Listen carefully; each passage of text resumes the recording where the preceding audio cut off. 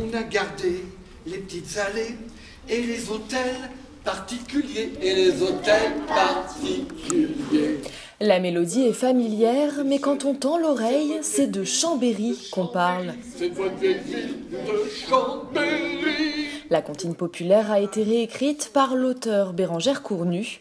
Elle intègre désormais les personnages et l'histoire de la ville. Quand on a entre 8 et 12 ans, le patrimoine, c'est un peu abstrait, alors c'est plus facile en chanson.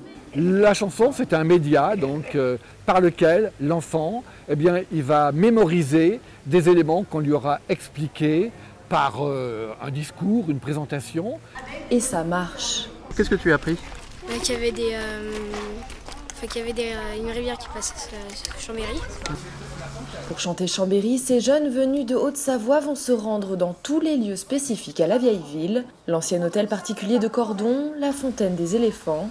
Dans le cloître du musée savoisien, on raconte les histoires des petits ramoneurs au son d'une vielle d'origine.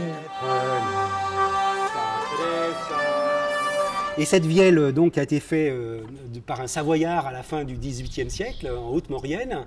C'était vraiment des gagne-pains. Je trouve que c'est assez sensationnel de les faire vibrer pour que les enfants redécouvrent ce son. Et puis il y a une activité qui a particulièrement marqué les enfants. Moi, ce qui m'a plu, c'est sonner les cloches au carillon. Moi, c'est quand on a joué là avec les carillons. J'ai bien aimé faire de la musique avec les cloches. Car les jeunes ont eu le droit de s'essayer au carillon dans la cour du château des Ducs de Savoie.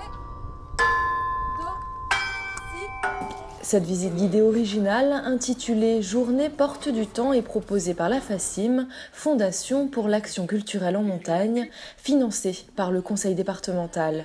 Cette journée vise tout particulièrement les jeunes issus des zones sensibles, urbaines et rurales.